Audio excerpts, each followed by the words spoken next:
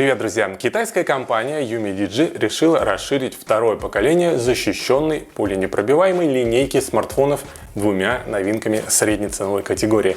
Герой сегодняшнего обзора – мощный по корпусу, с NFC, с огромной батареей, 90 Гц экран, с неплохой фронтальной камерой в виде точки в экране, с дополнительными кнопками для быстрого доступа на корпусе UMIDIGI Bison 2. Процессор в связке с 6 гигабайтами оперативки легко справится и с повседневной работой, и с мобильными играми. Поддержка карт microSD, большая батарея, которая позволяет проработать полные 2 дня, 18-ваттная быстрая зарядка, голый Android 12 и другие фишки. Но давайте обо всем по порядку. Добро пожаловать на обзор. Подписывайтесь на канал.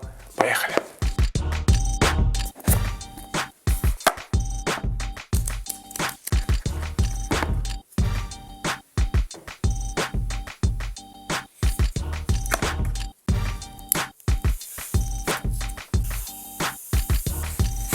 Внешность новинки схожа с таковой у прошлых моделей. Относительно небольшой блок камеры, прорезиненный корпус с флагозащитой по стандартам IP68, 69K и Military. Смартфон готов для работы в экстремальных условиях и на открытом воздухе. Ударопрочный экран защищен толстым стеклом с бортиками по краям. Края у смартфона также дополнительно усилены. Все это характеризует телефон как пуленепробиваемый с точки зрения экстерьера девайс, но с сопутствующим компромиссом. Это широкие рамки экрана и избыточные габариты моноблока, что откладывается не в пользу его эргономики.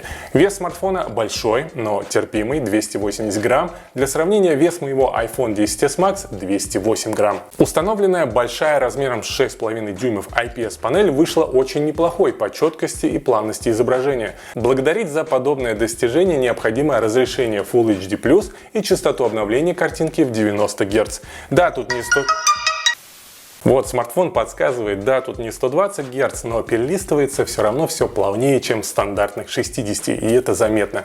Яркость и контрастность средние, AMOLED-панель была бы, может быть, поинтереснее с данными параметрами, но зато никакой кислотности картинки и видео на экране смотрится все приятно. Сердцем смартфона стал процессор, распространенный среди середнячков MediaTek Helio P90. Да, он не флагманский, но и смартфон позиционируется немножко по-другому. Тем не менее, чипсет с 6 гигабайтами оперативки и видеоядром PowerVR старается не расстраивать скоростью отрисовки интерфейса Android 12, да и запуск приложений быстрый. MicroSD слот дает возможность расширения внутренней памяти, однако и встроенных 128 гигабайт довольно много. В смартфоне боковое расположение сканера отпечатков пальцев, что, как я уже неоднократно говорил, очень удобно.